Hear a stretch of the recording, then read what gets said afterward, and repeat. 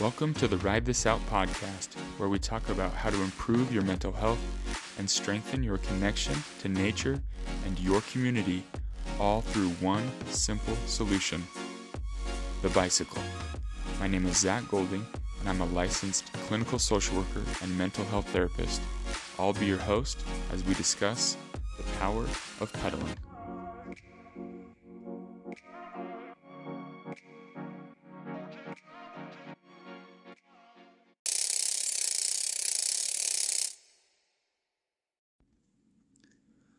All right, welcome in to this week's session. This is session number 15. It's been a fun journey. This has seriously been super exciting, super fun for me. I've had so much fun connecting with and talking with so many people on these episodes, on these sessions, and it's been really fun to see the responses. I get so excited when people are like, yo, this is inspiring me to ride more. This is inspiring me to ride to work. This is inspiring me to get out on the trails. This is inspiring me to connect more with, my own community, my own city. So for me, it's helped me a whole lot of getting out and riding more, especially, but also too, just getting more involved with my home city. It's been super fun for my wife and I and our family to connect with our local bicycle agency and coordinate a lot of group rides and get our bike bus going. That's been super fun. I look forward to doing that every Friday. Some of the funnest rides, I always say this, I love mountain biking, I love riding, road biking, I love just getting out and riding, but some of the funnest rides that I've enjoyed doing have been just with my family, just cruising around, especially with my son every morning going to school. There's so much joy that comes from that and just the little moments that we get as we ride and we're able to talk together. So I love doing that. But yeah, just wanted to just check in with everyone, right? Like where are you at? What's been going well? What's maybe not going so well? What are some things you'd like to improve on? Some things you'd like to change? Within your own mental health, emotional health, and also, biking goals as well. Some things you'd like to accomplish. Not saying you have to do a 100-mile ride or anything, but maybe you do. Maybe you want to get more involved with your community, or maybe you would like to, do some more miles. One challenge that I would like to issue, it's just a simple one. Maybe at least once a week, look at where you are driving to, look at the times that you're out moving around by car, and see if you can reduce those trips just by one. Just reduce that trip by one, by either walking or biking. The majority of our trips that we take are, within 3 miles of our own house. And so that's easy walkable or bikeable distance. Figure out a way you can achieve that and see how you feel. Just give it a shot, whether it's school or work or going to the store, going to see a friend, going to church, religious service, or just going to visit somebody, like whatever it is, just bike there. Just give it a shot. See how you feel with it. But yeah, with today's session, right, being session 15, that's just wanted to check in, see how we're all feeling with things, and also maybe share a story or two with you that I've been involved with, that I've been reminded of talking with an old coworker that I shared with him a while ago.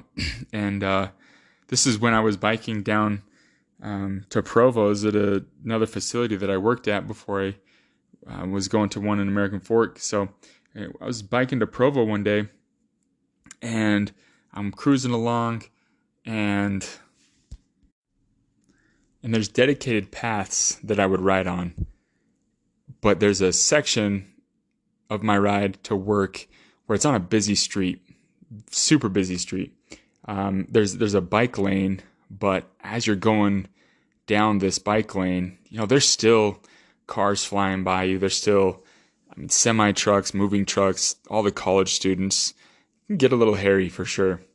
But as I'm cruising down this main street, this busy, essentially a highway, honestly, as I'm cruising down, I approach this intersection, and as I go through this intersection, it's near an apartment complex, and the corner of my eye there's a little toddler like standing behind a student, and the student had their headphones on. They were looking at their phone, and if you weren't really paying attention, you would think that that toddler was just hanging out with that student, that was like their parent, and they were just out for a walk. But it just seemed out of place as I was biking, and I was right there.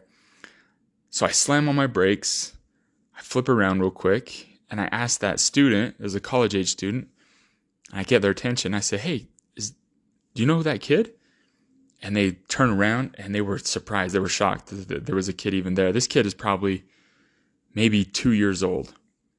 And the college student like shakes their head. No, I don't know that student. I'm like, and I'm looking around. Where's this kid's parents? So I put my bike to the side. I reach my hand out and I say, hey, hold my hand. And I ask this little kid, where's your mommy? Where's your daddy? They're nonverbal. They're not talking, but they hold my hand. And so I'm like, all right, let's walk around. Let's see if we can find them. So we walk back to this apartment complex. And as we're walking, I'm not seeing anybody around anywhere.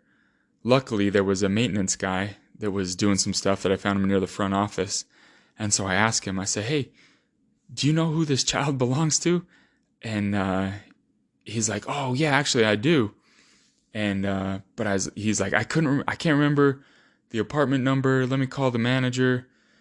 Anyways, after about 10, 15 minutes, we figure out which apartment this kid is at, and we go and we knock on the door, and the mom was in there, and the kid had opened the door by themselves, right? Unlocked it, walked out, and so the mom was like, "Oh my goodness, thank you so much! I can't believe you got out of the house."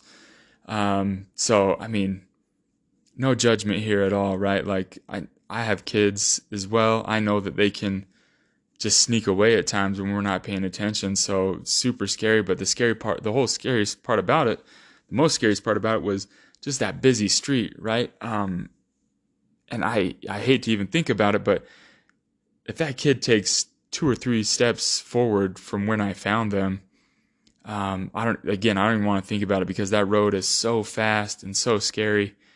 So it was just kind of an eye-opening experience for me of being able to be in that moment on my bike and catch that kid like instantly, right? If I'm driving a car, I'm probably not able to respond as fast, or I'm probably not even noticing that, right? I'm just focused and driving straight ahead.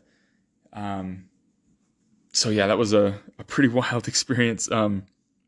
Another situation that I had biking down to Provo, again, this is a couple years ago.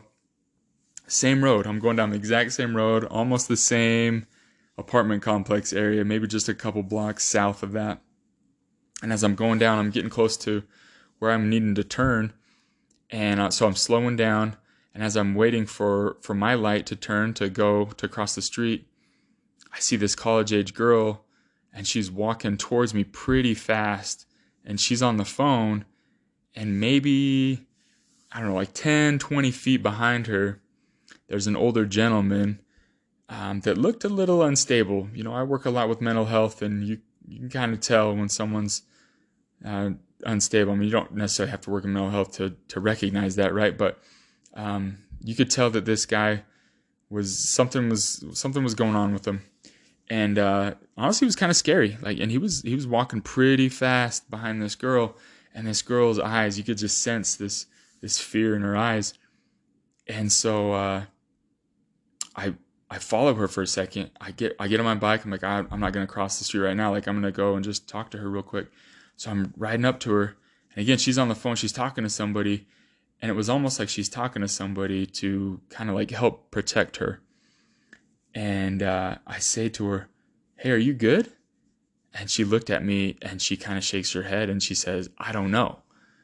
And I said, okay, let me just follow right behind you. Let me put some space between you and this guy, and let's just see where it goes. And she's like, okay. So she keeps walking down the street. I'm right behind her on my bike, and again, this guy he's pretty close to us, and he's kind of mumbling to himself. Again, he's just kind of just focused on wherever he's going. And then she turns left, I follow her, and then the guy turns right. And I'm pretty sure he was walking to another mental health clinic that is part of our agency that I work with, and I know it's just down the street, and I'm sure he was just headed that way, and again, just looked a little unstable. And so she just stopped, and she just said, "Thank you." And I said, yeah, no problem. Do you want me to follow you back to the street? And she was like, "No, I'm good from here." And I'm like, "Okay, all right." And, who knows? Like, that guy probably wouldn't have done anything to her, but that fear that she had, that was a real moment for her where she just felt scared and just not really knowing what was going on. And so, again, I felt like being in that moment, being there on the street, seeing that, and being able to respond and react to a way that I could help her out. That was a cool moment. And I'm proud of these stories that I was able to be there and to serve in some way. I'm not sharing these to like brag or like, "Oh, check out what I did." But honestly, like, yeah, it was a cool moment. I was glad to be a part of that. So, again, whatever you believe in, universe, God, karma, good timing, good fortune, good luck. I was glad that I was in that moment right then to be able to connect to my community and the people around me to help out in some way. And I'm not saying driving cars is a terrible thing. I drive my car, occasionally, getting around here and there. But I just know that when I'm on my bike, I feel so much more connected to my community and to the people, and it just lends itself to those moments of just being able to step in, just being able to talk to somebody, and making that connection right then and there. So, when we're in our car, we're desensitized to what's going on, not really noticing, or if we do notice, by the time we try to pull over or turn around, the moment might have already passed. So, again, really cool moments for me to be a part of. And I've joked with my wife, as I've been biking to and from work the past few years, it's been on my e-bike, and I'll just kind of joke like e-bike warrior, right? Like being able to jump out and say, and be involved or whatever with whatever it is that's going on. So I don't know, just something kind of a fun story for me. So I'm curious though, has any of you listeners out there had similar experiences, right? Where you've been riding and you've been able to step in a moment of helping somebody out, of talking to somebody, of making new friends, just discussing different things with people. It's such a fun opportunity to do that. And we see that all the time too when we're riding with our kids.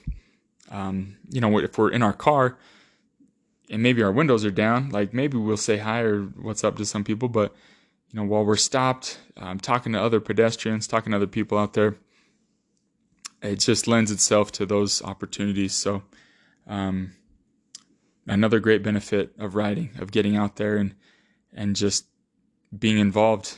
So with these sessions, with this podcast, that's my whole hope and my goal, is that as we ride and as we share our stories, that we can hopefully inspire and hopefully motivate other people to do that as well. So I appreciate all the guests that I've had on thus far. Thank you so much for being willing to share your stories. If there's somebody out there that wants to share your story, hit me up. Let me know. You can find me on my website, ridethisout.com. You can find me on Instagram at ride.this.out. My email, zach@ridethisout.com. I want to hear those stories. I want to be able to share them, and I'll be continuing to look for more guests. I like to get guests all different types of riding and all different walks of life, and whether you're a mountain biker, road biker, professional, casual, mountain biker, BMX rider, cargo biker, like whatever it is, we're all pedaling, we're all getting through this, we're all riding this out together. So whatever your story is, let's share it. Let's hear it. So reach out to me. And then again, if you, as you're listening to this and as you think of somebody that you might think could benefit from hearing some of these stories, or just other people that are thinking about getting into some kind of writing, share it with them. Let them know if there's a specific episode, a specific guest that you've really connected with. Share it with them. I think there's so much power in the storytelling and listening to those things, and when I hear some of those things, that's what changes me.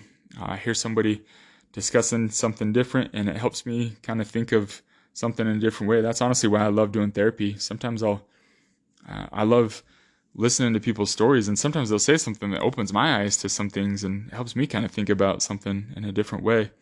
Every day I meet somebody new and hear some of those stories. So it's an amazing thing. So it's been fun to kind of share that through the biking avenue, if you will, right? As we discuss some of these stories. So again, thanks everyone. We'll get some more guests lined up, and we'll just continue to ride this out.